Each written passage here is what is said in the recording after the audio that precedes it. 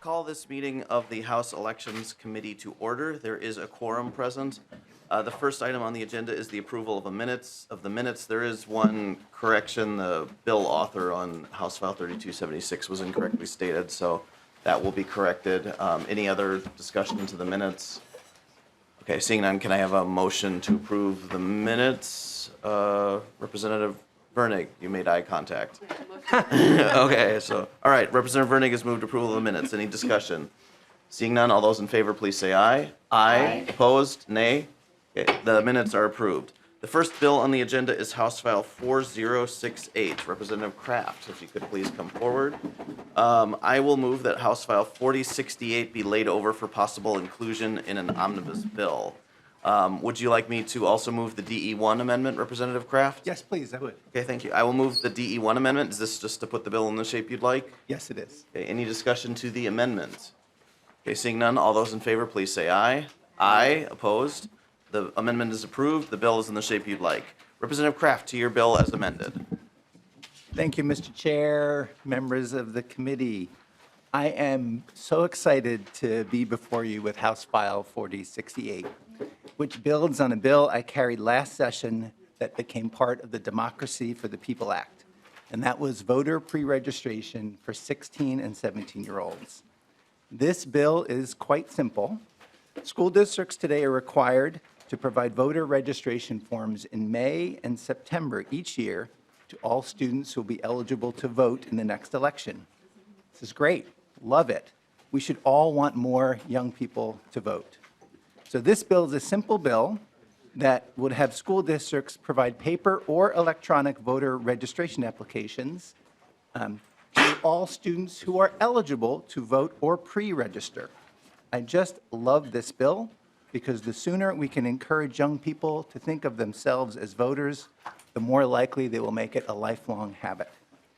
And with young people, it's their future that we often debate, and I think we are all better off when they participate more in that debate.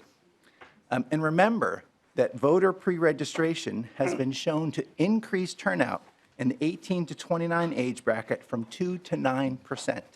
So let's pass this simple bill and put Minnesota on the path to busting out of that range. And with that, I have some testifiers. Yep. Thank you, Representative Kraft. I have 3 testifiers who've signed up. The first testifier is Tess Machalik. Please come forward. Have a seat at the table. When you're ready, just please identify yourself for the record and then proceed with your testimony. So thank you for being here. Thank you, Mr. Chair and committee members. I'm very thankful for the opportunity to speak in front of you today. My name is Tess Makalek, and I'm a sophomore at St. Louis Park High School. As you know, last session, a democracy bill was passed, which included pre-registration for 16 and 17-year-olds, and by October, around 2,000 teenagers were pre-registered. I would often talk with my friends about pre-registration, but I quickly noticed a pattern. Many didn't know how to pre-register.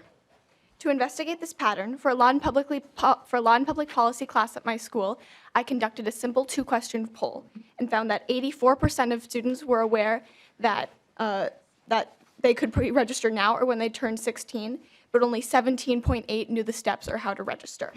In 2022, Minnesota had the 3rd highest voter turnout rate in the 18 to 29 age range in the country, yet this was still 26% lower than the overall voter turnout rate in the 2022 Minnesota midterm. This shows that young people know about pre-registration but may lack access to registration or pre-registration. I believe that House File 4068 would increase the voter pre-registration rate, which would in turn increase voter turnout among young people because youth are thinking of themselves as voters earlier. Additionally, this makes registration more accessible, especially to people who don't know how to register. It is imperative that the next generation are civically active to face current problems and future problems that may face our society. I'm not 16 yet, but when I turn 16, I'm excited to pre-register, and I think that this bill will make pre-registration easier for me and my peers. Thank you. Thank you, Tess Makalek. The second testifier on the bill is Hala Henderson. Okay, Hala does not appear to be here. So the third testifier is Nicole Freeman.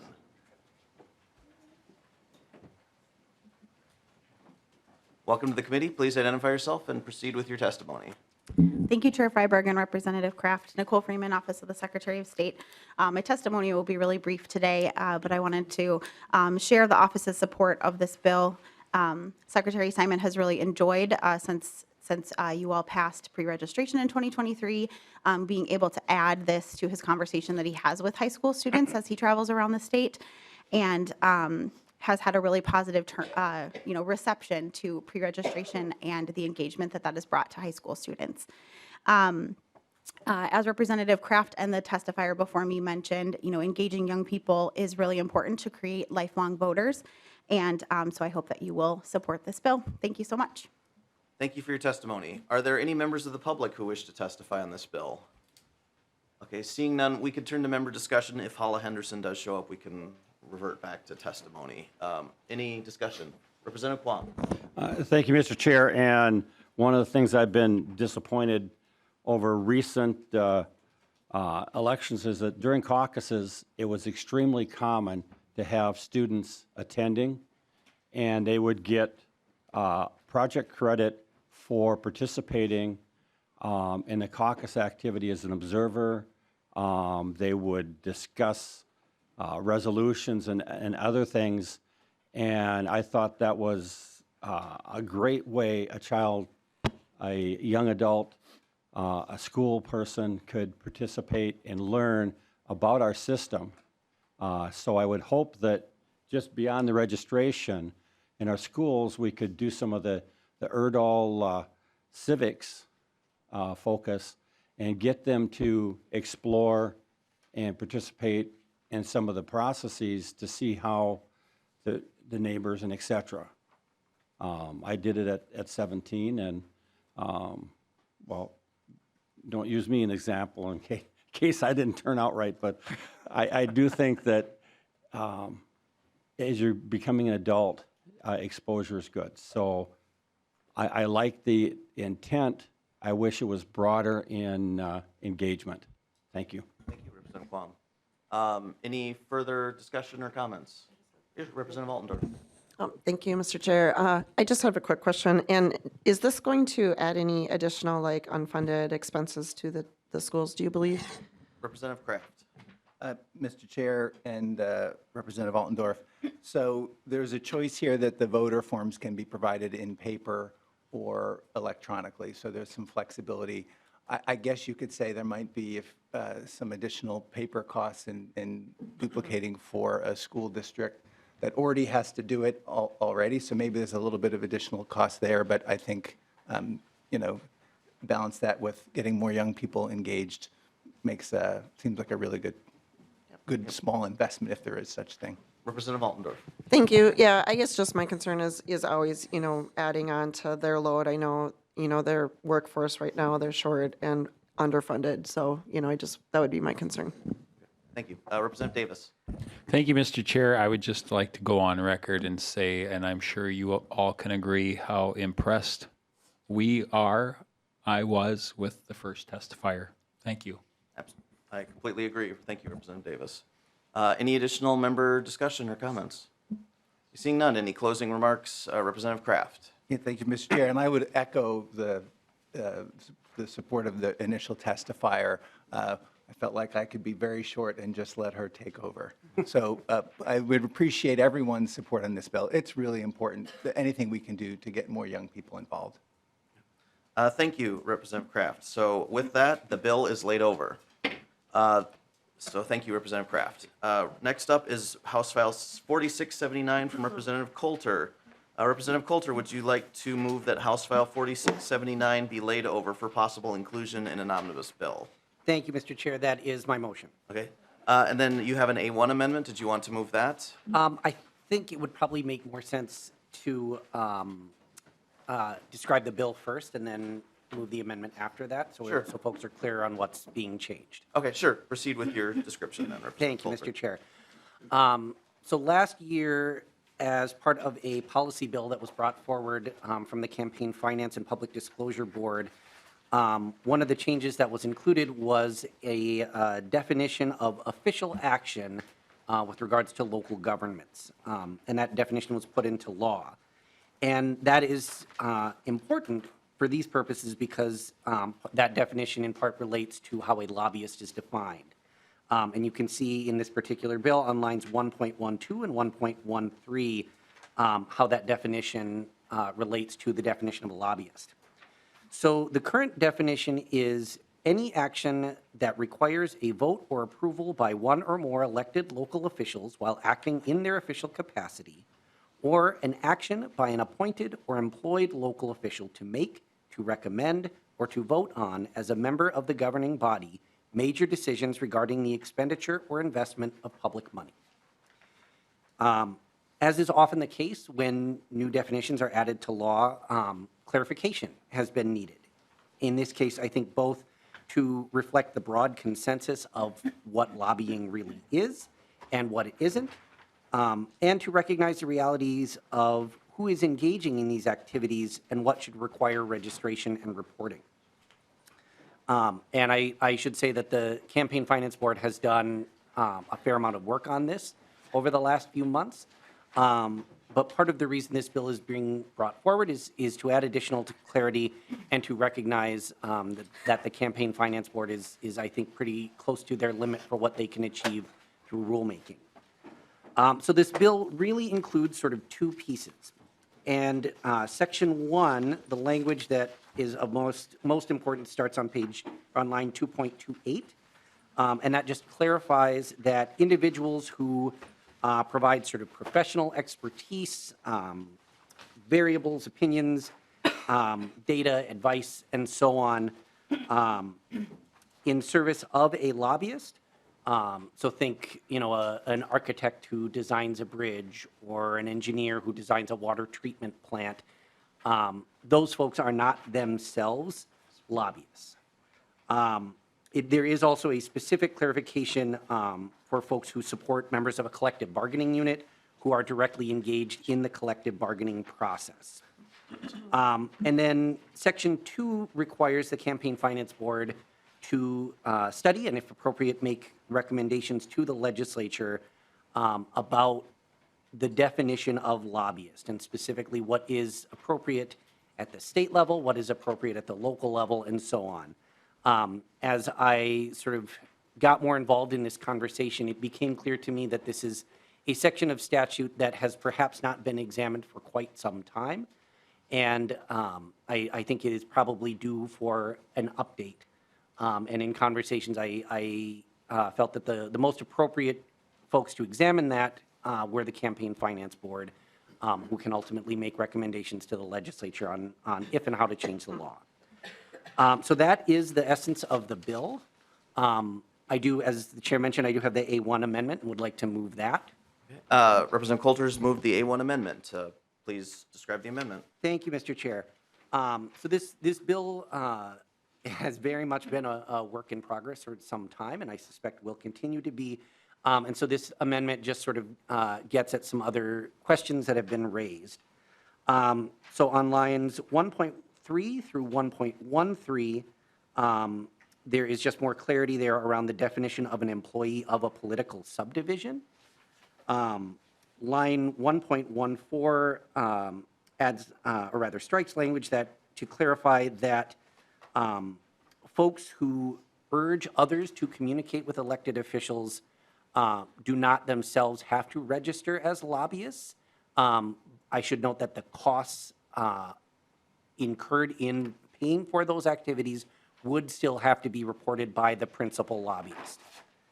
Lines 1.15 through 1.18 really just sort of clean up and clarify existing language in the bill. And lines 1.19 through 2.4 more or less just update language. So that is sort of the short version of the amendment and would appreciate members' support. Okay. Any discussion to the amendment? Okay, seeing none, all those in favor, please say aye. Aye. Opposed? Okay, the amendment's adopted. The bill's in the shape you'd like. Any further comments on the bill, or should we turn to testifiers? Yep. Okay, I have a couple people who've signed up. The first is Kyle Macarios.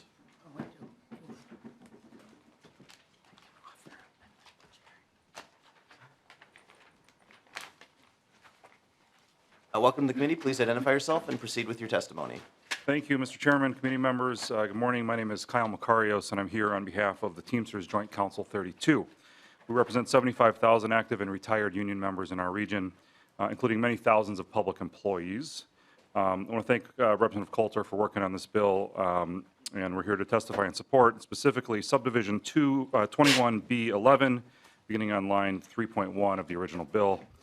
Our union represents employees of local governments, and our union staff often work with public employees and participate in the collective bargaining process or interact with local government officials as part of their daily duties in representing our members.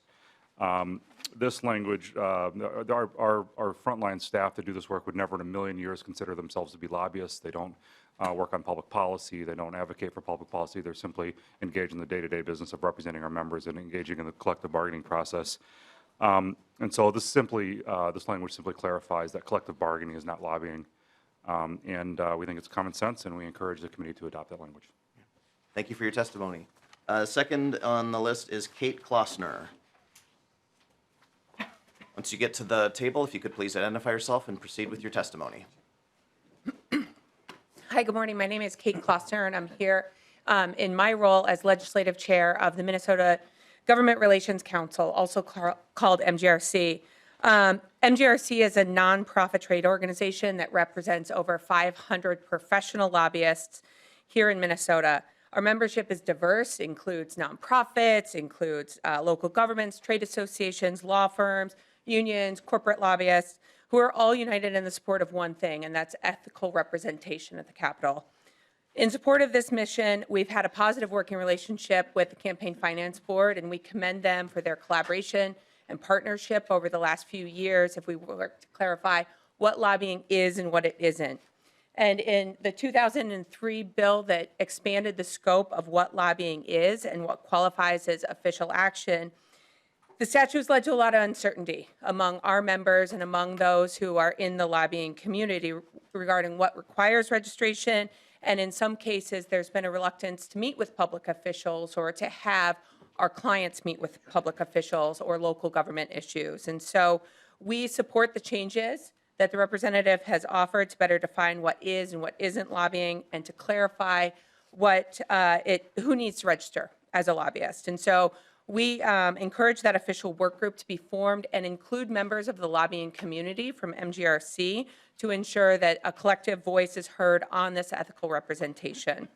We've also spoken to the bill author and to the Campaign Finance Board, and we encourage that during this time of the study that there is a stay or a pause in the new registration requirements, not in the reporting, not in current registrations, but in the new reporting requirements until this study is complete so that we can make sure that we have cleared up any ambiguity and we have defined what is and what isn't lobbying. That will ensure compliance and provide the opportunity to really adopt any recommended changes. This bill also adds certain exemptions, like you heard from the previous testifier, that are not MGRC driven, but we do not oppose.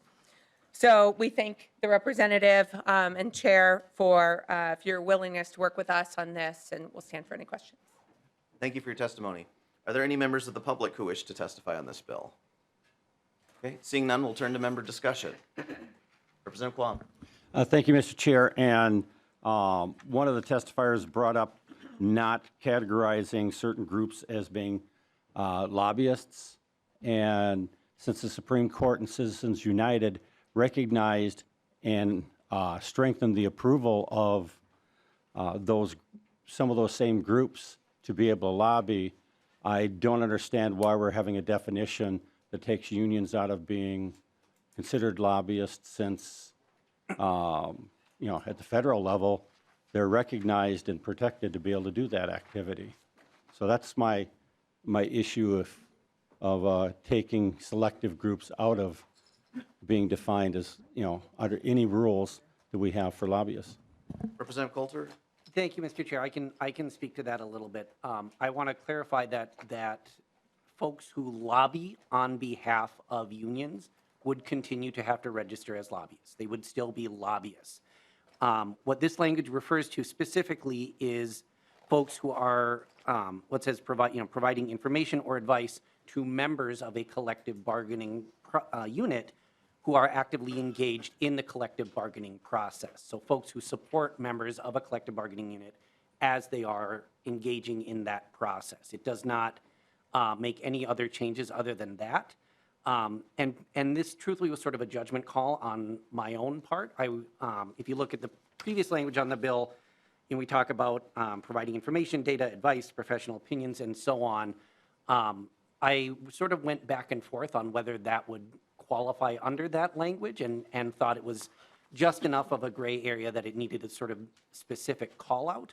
But to my mind, it sort of represents the same concept, which is that folks who are providing sort of professional expertise, their sort of professional experience, in this case, to folks in a collective bargaining unit who are working and negotiating contracts and so on, that really is not what I think most of us sort of think of when it comes to lobbying, because again, it's that sort of professional experience and that sort of thing. So just to clarify that that's what the language says and does, that it doesn't change anything with regards to actual lobbying. Representative Quam. Thank you, Mr. Chair. And my main point of doing the question was to get that clarification on the public record, because I could see phone calls and emails generated without it. Thank you, Mr. Chair. Additional member questions, comments? Okay, seeing none. Representative Coulter, closing remarks. Well, thank you, Mr. Chair, and thank you, members, for your indulgence. I will say that, this bill continues to be a work in progress, and I think the sort of initial goal here is to capture sort of the low-hanging fruit, the stuff I think that most folks would generally acknowledge, should or should not be considered lobbying. And, as I said, I think what's been revealed to me is that this conversation really is overdue, and hasn't happened for quite some time. And so I think this bill moves that conversation forward and really is an opportunity to discuss how folks interact with their government, and particularly so when they're being paid to do so. So looking forward to the conversation, and thank you again. Thank you, Representative Coulter. With that, the bill is laid over. So the next two bills on the agenda are mine, so I'm going to hand over the gavel to Vice Chair Greenman, and if you could just give me a moment. Should have like interlude music.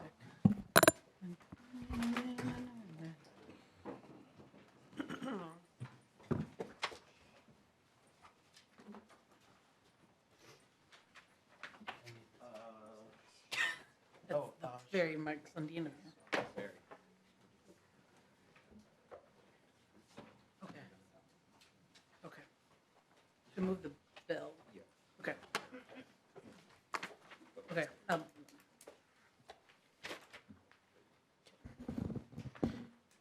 we'll do these two things all in a row. See if I get this right. This is my amendment? No, it's not. Is it his amendment he's offering? Okay. Thank you, Madam Chair. I guess I will ask that House File 4243 be laid over. Thank you, Mr. Chair. We're laying over House File 4343, or 4243. You're moving to be laid over, and I understand you have a DE and an amendment. So let's do the DE first. Sure. The DE1 amendment just matches the language up with the Senate. It adds in some exit polling language that was requested by the Secretary of State. Thank you. So I would move the DE1 amendment. Moving the A1 before voting on it? Okay. And then we are going to move, I think, the A1 to the DE before we vote on it. So do you want to just, Chair Freiberg moves the A1 to the DE amendment. Do you have anything you want to say about it? Sure. It just deletes some language that was requested to come out by the Secretary of State. Any discussion on the A1 to the DE? All in favor, say aye. Aye. All opposed? Ayes have it. We also need to vote on the DE. Okay. With the DE as amended to the underlying DE, any discussion? All in favor, say aye. Aye. All opposed? The ayes have it. I believe that we have the bill in the shape that you would want it. Representative Freiberg, to your bill. Thank you, Madam Chair. This bill was brought to me by Hennepin County. The changes in the bill are designed to improve registration and voting efficiency. increase the already high voter participation rates in the county by simplifying absentee voting procedures, improve and speed up the process by which votes are reported on election night, and bring Hennepin County's special election timelines and procedures in line with current state law, all while protecting the integrity and security of our elections. The Secretary of State's office approves of this legislation and has also included some language to help ensure that exit polling is conducted in ways that do not interfere with voters at polling sites. So that's just the brief summary, and I can turn it over to my testifier. Thank you, Mr. Chair. Is it Kristen Cepeda? It's Cepeda. Cepeda. Nice to meet you. Please state your name for the record and proceed. Thank you, Madam Chair, members of the committee. My name is Kristen Cepeda, and I'm the Operations Manager for Hennepin County Elections. Today, I'm testifying in support of House File 4243 and wanted to highlight a few of the sections that we support. First, the online absentee ballot application. Currently, it's only open for it's only open for state, federal, and county elections, and this bill would open it for local elections. Voters are really frustrated when they realize during a local election that they cannot request their absentee ballot online. Second, we support allowing a witness of an absentee ballot to be any U.S. citizen who is 18 years of age or older, instead of the current requirement that it be a Minnesota voter. Many absentee voters are voting absentee because they are visiting a different state and often have difficulty finding a Minnesota voter to witness their ballot. We also support the section that makes changes to the results reporting options. Last year, the legislature changed the absentee ballot drop-off deadline of 3 p.m. to be 8 p.m. Due to that change, it's a challenge logistically to gather all of the absentee ballots that were dropped off at city absentee ballot locations and prepare them to report timely. Without this change, we fear that there would be a significant delay in results reporting in Hennepin County, and have estimated that we might not be able to begin any results reporting until near midnight in November. With this change, we would be allowed to report the majority of votes and the number of remaining ballots we have left to count, and then add those votes to the totals in a supplemental update later in the evening. And finally, we support repealing the Hennepin County specific statute that governs the special elections of Hennepin County commissioners. This spring, we have a special election for a county commissioner, and due to the current statute, we're required to hold a primary just 2 weeks before the special general election. That shortened timeline makes it very difficult, if not impossible, for voters who are overseas to vote absentee. This repeal would allow Hennepin County to hold special elections that follow the regular statutes and timelines. Thank you for your time today. Thank you. Members, are there any members of the public that wish to testify? Seeing none, I think we can move to member discussion. Representative Kwong. Thank you, Madam Chair. On 1.23 of the DE, is that meant to be township elections? Mr. Chair. Thank you. I believe town is the term that's defined in state law. I might defer to Matt Gehring on this one. Matt Gehring. Madam Chair, Representative Quam, that's correct. The term we use in statute is town. Representative Quam. Thank you, Madam Chair. I just wanted to make sure that the word town is defined in statute to include both what we consider towns and townships. Okay. Mr. Gehring. Okay. Head nod. Any other questions or discussion? Representative Altendorf. Okay. Thank you, Madam Chair. Representative Freiberg, I just was wondering, can you clarify then? So, I mean, basically, we're not requiring them to register to vote. And is that then, does that open up any kind of doors of, people that would be voting, that might not be eligible to vote? So is this removing the requirement to be registered? I guess that's my question. Chair Freiberg, and I believe, are you talking about the witness requirement piece? Okay. Sorry. Yeah, Madam Chair. No, it does not change the requirement to be registered to vote. An absentee ballot has to be witnessed on the envelope. So it's not related to registration at all. Representative Altner, you good? Okay. Sorry, I cut you off, Representative Quam. That's okay, Your Honor. Sorry.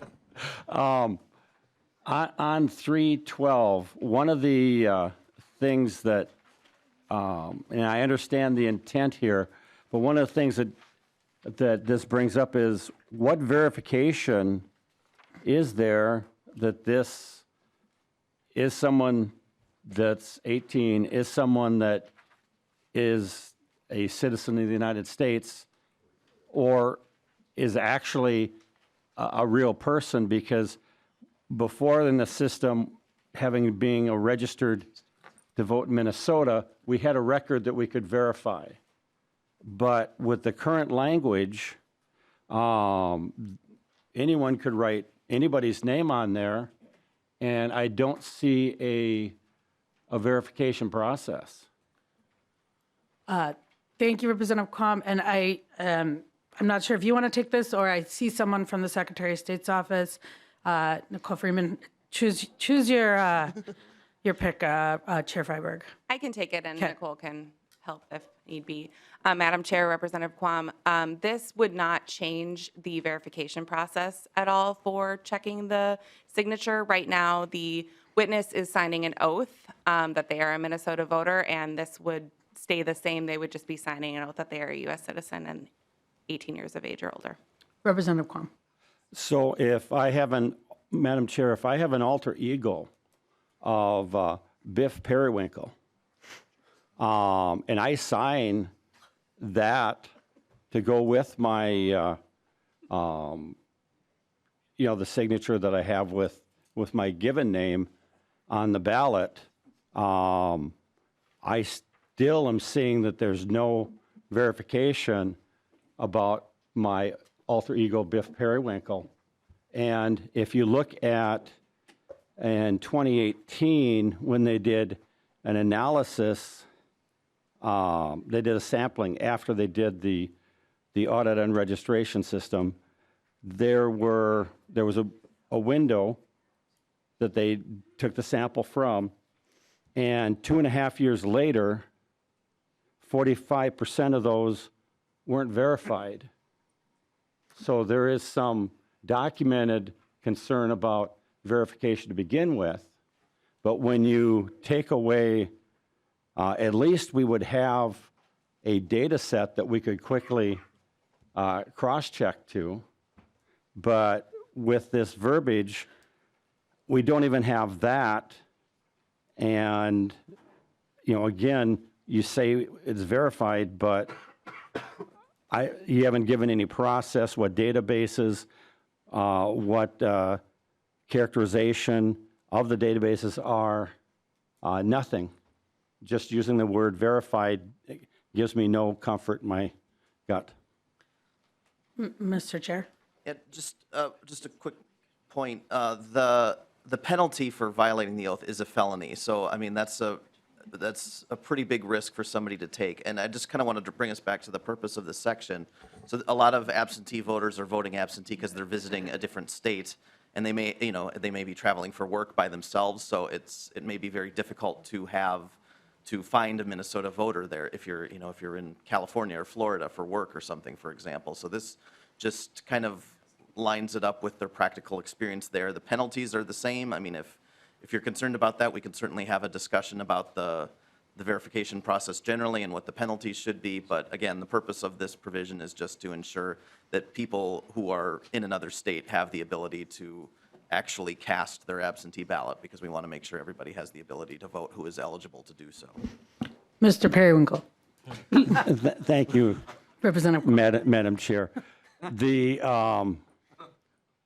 The fact that this is happening in a jurisdiction outside of the control of Minnesota statutes even decreases the thought of there being penalties, plus the history of, well, first of all, if you really don't have a way of verifying, then there's no way you could ever bring any charges because you have no evidence because you're never verified. I understand the intent is to promote accessibility, and it's generally for, college students that are out of state, that aren't going to be in the state of Minnesota for the, 46 days or whatever that you can actually in person come in absentee ballot or cast a ballot. But you're sidestepping the fact that there is no stated verification. Using just the word doesn't mean actual act. There's no documentation of how you would be verifying a person that's not in the state. So I find this a little bit disturbing.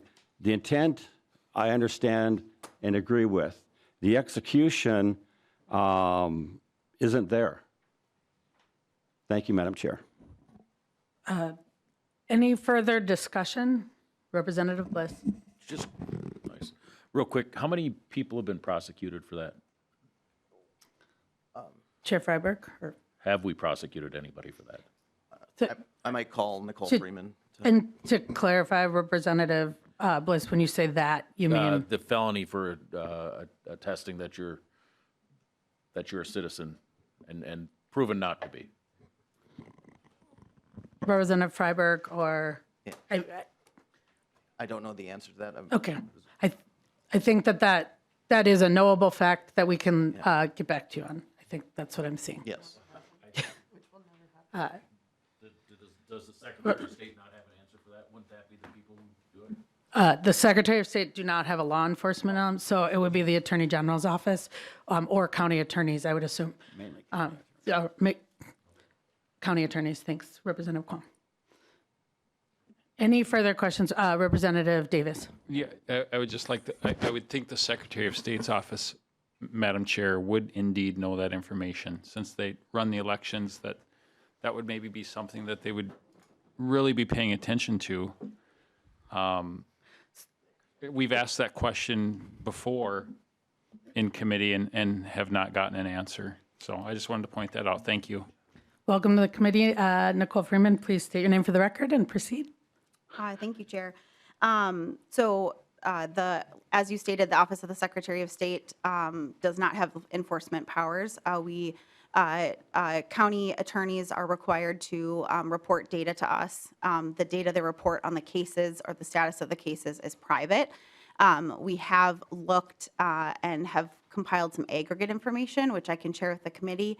I don't know specifically about the lying on the oath statute, but I do know that, in order to obtain it, you have to go and look through court records and, dig into each of the cases. So that's not something that we currently have a super efficient reporting requirement that's required. So thank you. Thank you, Madam Chair. Happy to send the data. Thank you, Ms. Freeman. Representative Davis, any follow-up? Thank you, Madam Chair. Yeah, I'd just like to point out, on our side of the aisle, that's what we're really concerned about, that we have people voting who are legal citizens of the United States of America. We've addressed this a lot, and we believe on this side of the aisle that the legislation that's being put before us and being pushed before us in this Democrat trifecta is not helpful in regards to that. We've seen legislation passed that we believe makes it a lot easier for, yes, legal citizens to go and vote, but also folks who are not here legally. So I just wanted my concern on the record. Thank you, Madam Chair. Thank you, Representative Davis. And I just want to bring people back to the language too, which this is about the eligibility, or this is about the requirements for the person witnessing, not the person voting. Mr. Chair, I'm seeing no further discussion unless anybody pops up. Mr. Chair, final comments?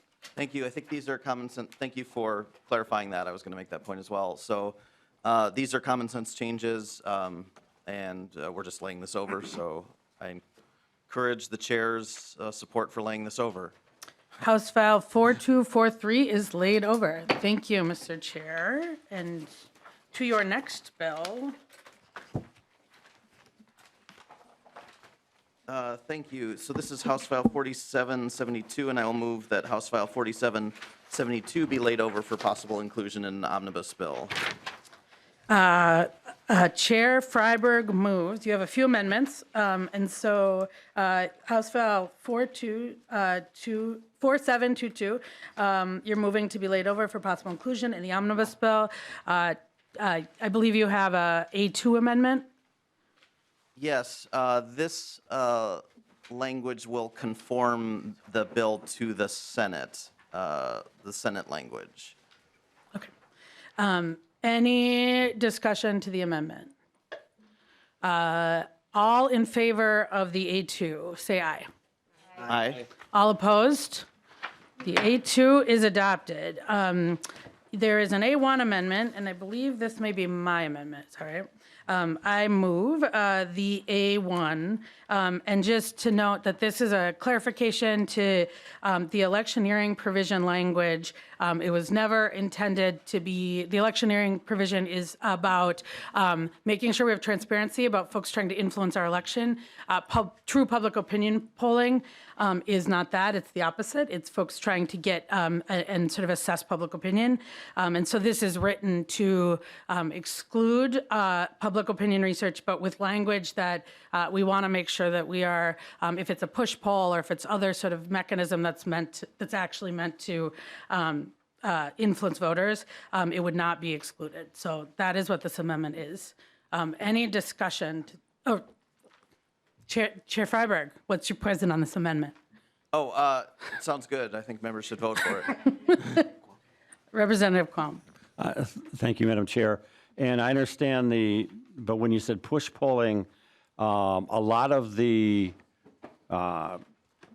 polls that are done by entities have leading questions that do influence the results.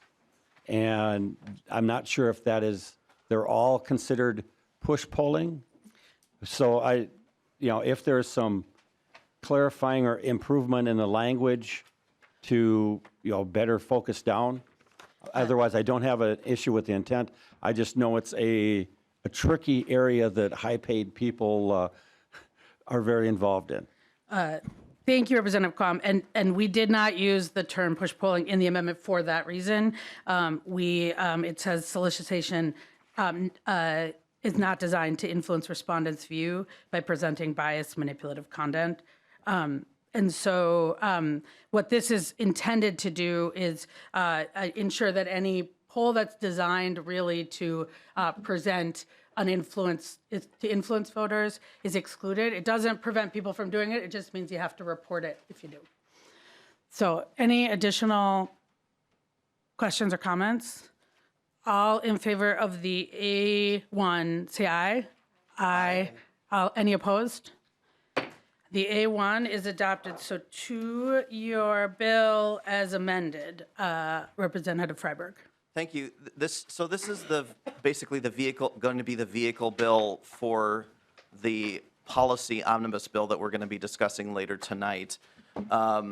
Most of the changes came from the Senate and mostly in consultation with the Campaign Finance Board. It's following a slightly confusing process. I believe in the omnibus bill, so I tried to have amendments adopted in the morning so that it conformed with the language we would be considering tonight, but I think I forgot the omnibus bill, which is posted on the website, removes section 1 and 6. So those are in this bill, but they will not be there later tonight. So happy to take questions, but just so members are aware that that's what's happening. Then sections 2 to 5 and section 8 make changes to the electioneering communications statute that were requested by the Campaign Finance Board. I know Jeff Sigurdson is here and could speak to those some more. Section 7 fixes an error in the definition of major party to the language we passed last night.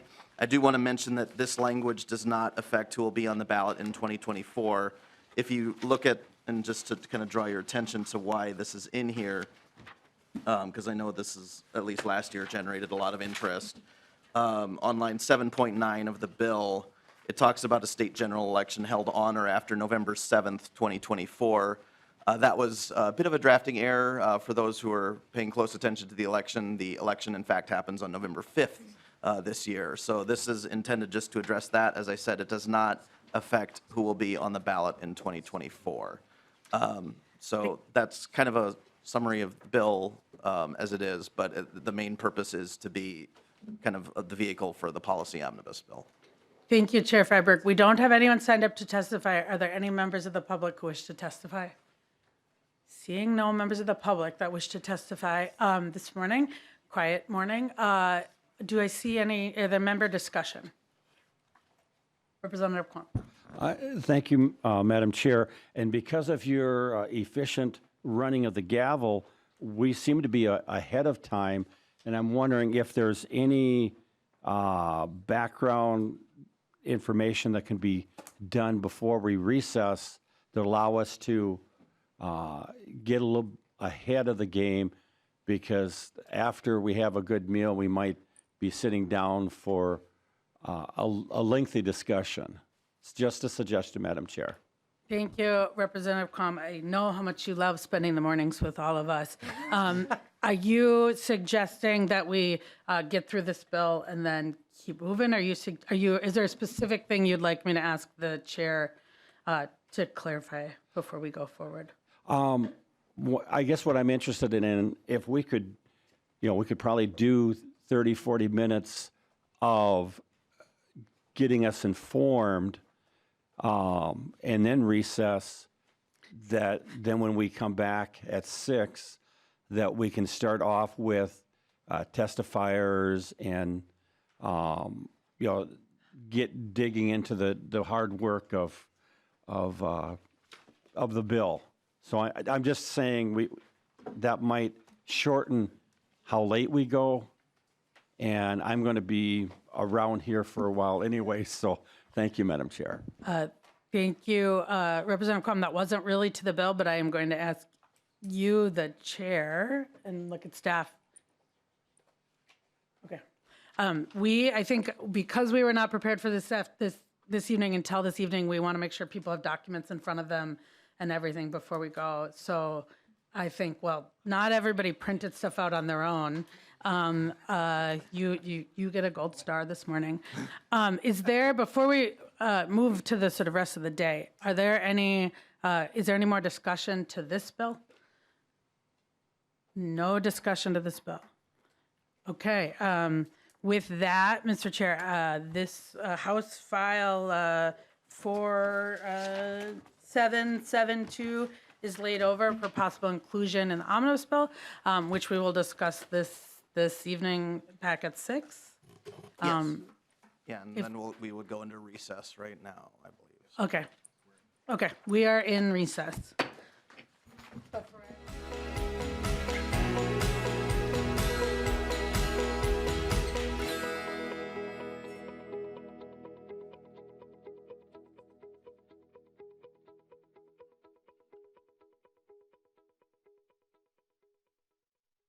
Thank you.